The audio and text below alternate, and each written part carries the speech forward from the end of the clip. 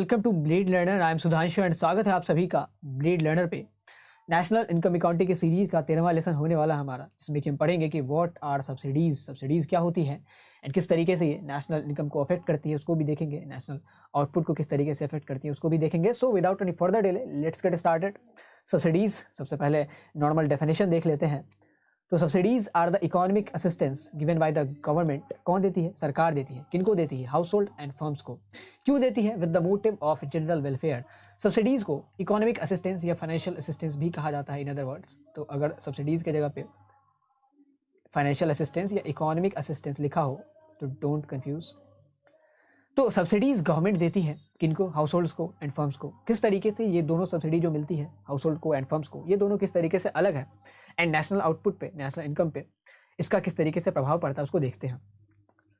तो सब्सिडीज जैसे अगर हाउस होल्ड को मिलती है तो फॉर एग्जांपल एलपीजी की मिलती है, गैस सिलेंडर पे सब्सिडी मिलती है, आप सबको पता होगा। तो मान लीजिए कि एक एलपीजी गैस सिलेंडर की कॉस्ट है 800 रुपीज़। तो सब्सिडी के रूप में ऐसा होता है कि 800 रुपये जो कॉस्ट है तो गवर्नमेंट हाउस होल्ड को 200 रुपये की सब्सिडी देती है। मान लीजिए 200 रुपये गवर्नमेंट दे रही है। सब्सिडी में ऐसा नहीं कि 200 रुपये का डिस्काउंट मिला है हाउस होल्ड को। हाउस होल्ड की तरफ से भले ही 200 रुपये अब कम देने पड़ेंगे उनको, now they are required to pay only 600 rupees, लेकिन बाकी के जो 200 रुपीज़ ऐसा नहीं कि डिस्काउंट मिल गया, कोई पे नहीं कर रहा है। ऐसा है कि बाकी का जो 200 रुपये है, बाकी का जो 200 रुपये बचा हुआ है, that government is now needed to pay to the agency providing the LPG gas cylinder. Like अगर हिंदुस्तान पेट्रोलियम का गैस सिलेंडर है तो 600 रुपये एक गैस सिलेंडर के लिए हाउस होल्ड देगी एंड बचा हुआ जो 200 रुपये है वो डिस्काउंट नहीं है, वो गवर्नमेंट दे रही है on the behalf of households. So basically government is bearing the expenses of households. क्यों? Because of the general welfare. लेकिन इसके बदले में गवर्नमेंट को क्या मिलता है? नथिंग।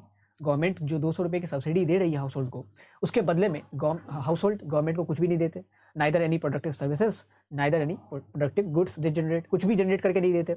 तो इसीलिए हम इसको ट्रांसफर पेमेंट बोलते हैं। जो सब्सिडी हाउस होल्ड को दी जाती है उसको हम ट्रांसफर पेमेंट बोलते हैं सरकार की तरफ से। ट्रांसफर पेमेंट मतलब यूनिलैटरल पेमेंट। यूनिलैटरल पेमेंट मतलब एक ही तरफ से पेमेंट हो रहा है, यानी कि दूसरे तरफ से कुछ भी सब्सटैंशियल मिल नहीं रहा है। ना तो कोई गुड्स जनरेट हो रहा है, ना ही कोई सर्विसेज मिल रही है। लाइक हम जब दुकान में कुछ खरीदते हैं तो वो बायलैटरल पेमेंट है। If you are purchasing like 7000 rupees का कोई फ़ोन है तो 7,000 रुपये अगर हम दे रहे हैं तो इन रिटर्न हमें कोई गुड्स मिल रहा है 7,000 रुपये का। So basically this is bilateral.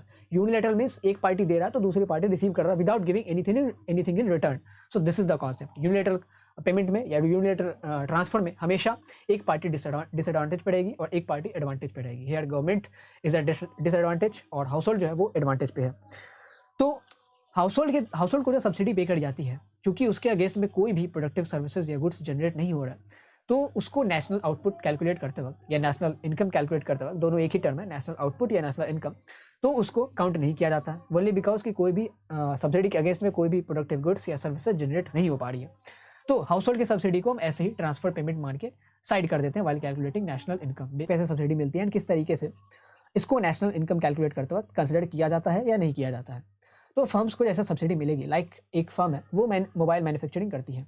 तो मान लीजिए कि उस मोबाइल मैन्युफैक्चरिंग का जो टोटल कॉस्ट है, and cost is what? Cost is expenditure incurred on payment of factors of production. Land, labour, capital, entrepreneurship को जो पेमेंट करने में पैसा खर्च हुआ उसको कॉस्ट बोलते हैं। उसमें सारे इक्विपमेंट्स भी आ जाता है, सारे के सारे लेबर्स आ गए, सारे के सारे आपका जो फिक्स्ड कॉस्ट है इंक्लूडिंग सैलरीज, पावर, जो भी है सारा का सारा चीज़ इसमें आ गया। तो मान लीजिए कि सारा जो हमारा कॉस्ट है वो 7,000 का पड़ा एक फ़ोन पे ऑन एन एवरेज, ठीक है। तो ये जो 7,000 की हमारी एक फ़ोन पे कॉस्ट पड़ी है, सरकार ने क्या कहा कि देखो, फर्म को बोला कि देखो हम तुमको सब्सिडी दे रहे हैं। कितने रुपए की? लेट्स सपोज कि सब्सिडी 500 की मिली। तो सब्सिडी अगर 500 की मिलेगी, लाइक इसमें ऐसा नहीं कि 500 का डिस्काउंट मिलेगा फर्म्स को। ऐसा बोला जाए कि तुम्हारा जो भी कॉस्ट आ रहा, तो ऐसा करते हैं 7,000 रुपये का अगर तुम्हारा पर कॉस्ट आ रहा पर फ़ोन बनाने का, तो उसमें 7,000 तुम ले लो और 6500 तुम लगा लो और 500 मेरी तरफ से लगा लेना।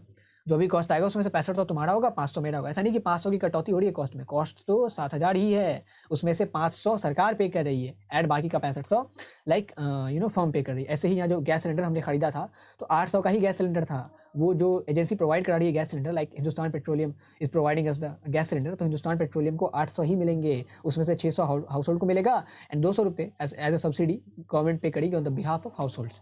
सो दिस इज द कॉन्सेप्ट। तो ये जो 6500 रुपये फर्म को देने पड़े एंड 500 रुपये गवर्नमेंट को एज ए सब्सिडी फर्म को देना पड़ा, तो 500 रुपये जो फर्म को मिले हैं सब्सिडी के रूप में गवर्नमेंट की तरफ से, तो फर्म क्या करेगी अब इसका? फर्म चूंकि प्रोडक्टिव सर्विसेज में प्रोडक्टिव गुड्स जनरेट करने में इन्वॉल्व है, तो वो क्या करेगी? इससे फर्म्स के लिए सब्सिडीज़ एक इनकरेजमेंट है, उनके लिए एक मोरल बूस्टअप करने वाली चीज़ है। तो होगा क्या, जब उनको सब्सिडीज़ मिलेंगे, लाइक 500 की सब्सिडी मिली तो होगा क्या, अब 500 के उनके बजट में कटौती हुई तो वो क्या करेंगे, 500 का ज़्यादा गुड्स आउटपुट प्रोड्यूस कर पाएंगे। इससे क्या होगा कि जब उन पर बर्डन कम होगा तो they will produce more output, and जब ज़्यादा आउटपुट प्रोड्यूस करेंगे तो एम्प्लॉयमेंट बढ़ेगी, क्योंकि employment is directly proportional to output. जितना ज़्यादा हमारे इकोनॉमी में सामान और यानी कि गुड्स एंड सर्विसेज का जनरेशन होगा, उतना ज़्यादा हमारी इकोनॉमी में एम्प्लॉयमेंट का भी जनरेशन होगा। तो एम्प्लॉयमेंट भी बढ़ेगी आउटपुट के साथ, एंड आउटपुट के साथ जो सबसे इंपॉर्टेंट चीज़ होगी, जो कि आप कह लें कि प्राइमरी रीज़न होता है सब्सिडीज़ प्रोवाइड कराने के पीछे, वो होता है एक्सपोर्ट्स। अब एक्सपोर्ट्स क्या बोला, एक्सपोर्ट्स आप समझे फ़ोन के ही संदर्भ में समझ लेते हैं। लाइक इंडिया की रिक्वायरमेंट है एक साल में 1 लाख फ़ोन की, यानी कि इंडिया के लोग एक साल में 1 लाख फ़ोन परचेज करते हैं। इंडिया का जो कंजप्शन है पर ईयर फ़ोन का वो 1 लाख का है, यानी कि 1 लाख फ़ोन हमारा on an average per year बिक जाता है। तो अगर हम इंडिया में हमारी जितनी भी फ़ोन मैन्युफैक्चरिंग कंपनीज़ हैं वो अगर 1 लाख फ़ोन बना दे रही है तो इतना हमारे डोमेस्टिक कंजप्शन को सर्व करने के लिए सफिशिएंट है। लेकिन जब हम सब्सिडीज़ देंगे तो हमारे फर्म्स की प्रोडक्टिविटी बढ़ेगी, उनको इंकरेजमेंट मिलेगी, एंड वो मान लीजिए 1 लाख की जगह 1.5 लाख फ़ोन बना लिए, यानी कि 50,000 एक्स्ट्रा। तो ये जो 50,000 एक्स्ट्रा है apart from serving the domestic population, 50,000 तो बच ही जाएगा। तो ये 50,000 हम फॉरेन मार्केट में भी बेच सकते हैं ना। तो export is nothing but selling your goods in the foreign market. तो फॉरेन मार्केट में जब ये हम 50,000 जो कि हमारा रेस्ट बचा है अपने डोमेस्टिक पॉपुलेशन को सर्व करने के बाद, तो उसको जब हम बेचेंगे बाकी के 50,000 को, तो इससे क्या होगा, बाहर की करेंसीज हमारे यहाँ आएंगी, फॉरेन करेंसीज हमारे यहाँ आएंगी।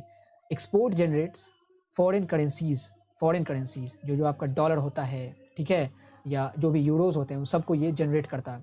एंड फॉरेन करेंसीज़ बहुत इंपॉर्टेंट होती है, ना केवल इसकी वैल्यू बहुत ज़्यादा होती है, ऊपर से फॉरेन करेंसीज अगर किसी देश के पास ज़्यादा है तो इंटरनेशनल स्टेटस भी उसका ज़्यादा बढ़ जाता है। लाइक आप किसी भी बड़ी कंट्रीज़ को देखेंगे तो उनके पास फॉरेन रिजर्व ट्रिलियंस में होता है। तो दिस इज़ द कॉन्सेप्ट, हमारे पास फॉरेन रिजर्व भी आएगा। अब फॉरेन रिजर्व आएगा तो हमारी इकोनॉमी तो खुद ज़्यादा बढ़ेगी ना, क्योंकि फॉरेन रिजर्व हमारे पास कंटीजेंसी फंड के रूप में भी काम कर सकता है। लाइक कभी इमरजेंसी सिचुएशन आ गई तो उसमें भी, एंड जब फॉरेन पैसा हमारे पास है बहुत ज़्यादा, तो हम एक बहुत ही तो हम एक्सचेंज के लिए इंटरनेशनल स्टेटस पर एक बहुत बढ़िया पोजीशन में आ जाते हैं। So this is the concept कि more the export will be, more will be the foreign currencies. So this is the concept कि फॉरेन करेंसीज ज़्यादा आएंगी, आउटपुट ज़्यादा बढ़ेगा तो एम्प्लॉयमेंट ज़्यादा बढ़ेगा, एम्प्लॉयमेंट ज़्यादा बढ़ेगा तो क्या होगा, पर कैपिटा इनकम बढ़ेगा, यहाँ खुशहाली आएगी, हैप्पीनेस आएगी। एंड अल्टीमेटली ये देखें आप 500 की सब्सिडी मिली है फर्म को, एंड उसका कितना बहुत बड़ा इम्पैक्ट पड़ता है। इसीलिए ये जो 500 की सब्सिडी मिली है इसके रिटर्न में, चूँकि फर्म कोई productive goods and services generate करते हैं, इसीलिए हम फर्म को दी जाने वाली सब्सिडीज़ को नेशनल इनकम कैलकुलेट करते वक्त काउंट करते हैं। लेकिन कैसे काउंट करते हैं, ये जब हम नेशनल इनकम को पढ़ेंगे तो देखेंगे। नाउ अभी तक जब आपने सब्सिडीज़ को पढ़ा तो आप ये देख रहे हैं कि subsidies reduces the price, market price of the product. Like 7,000 का फ़ोन था एंड ये 500 रुपये अगर सब्सिडी मिली है गवर्नमेंट की तरफ से फर्म को, तो फ़ोन अब बिकेगा कम से कम 6500 का बिकेगा ही बिकेगा।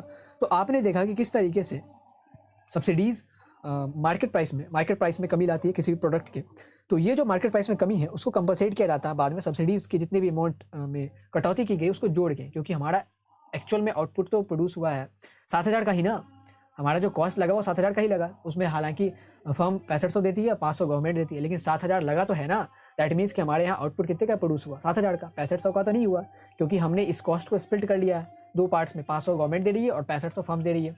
तो 7,000 का आउटपुट प्रोड्यूस हुआ। दैट मीन्स कि जब नेशनल इनकम हम कैलकुलेट करेंगे तो इस 7,000 को ही लेंगे, 6500 को नहीं लेंगे। तो इसीलिए जो 6500 उसमें से सब्सिडी का जो अमाउंट हमने डिड्यूस किया उसको वापस से जोड़ना पड़ता है जब नेशनल इनकम कैलकुलेट करते हैं। तो बाकी चीज़ें हम बाद में देखेंगे, जब नेशनल इनकम कैलकुलेट करेंगे तो आपको बताया जाएगा कि किस तरीके से NIT का, किस तरीके से सब्सिडीज़ का यूज़ किया जाता है, किस तरीके से इनडायरेक्ट टैक्सेस का यूज़ किया जाता है। बहरहाल ये बस एक इंट्रोडक्टरी वीडियो था कि आप सब्सिडीज़ के बारे में पूरी चीज़ें जान लें, किस तरीके से इसको हम ऐड करते हैं, क्यों सब्ट्रैक्ट करते हैं, ये भी समझ लें। सब्सिडीज़ का क्या इंपैक्ट होता है, हाउस होल्ड को दी जाने वाली सब्सिडीज़ क्यों नहीं काउंट होती है नेशनल इनकम में, फर्म्स अपनी सब्सिडीज़ का क्या करते हैं, कितना ज़्यादा इंपैक्ट होता है। आपने देखा कि एम्प्लॉयमेंट से लेके, फॉरेन रिजर्व से लेके, आउटपुट से लेके, पर कैपिटा इनकम से लेके इतना ज़्यादा इंपैक्ट पड़ता है एक नॉमिनल सब्सिडी देने का। सो this is the concept. Hope you have enjoyed it, hope you have understood it. Thanks for watching, and if you have liked the content then do subscribe this channel, make sure that you hit the bell icon. Thank you for watching.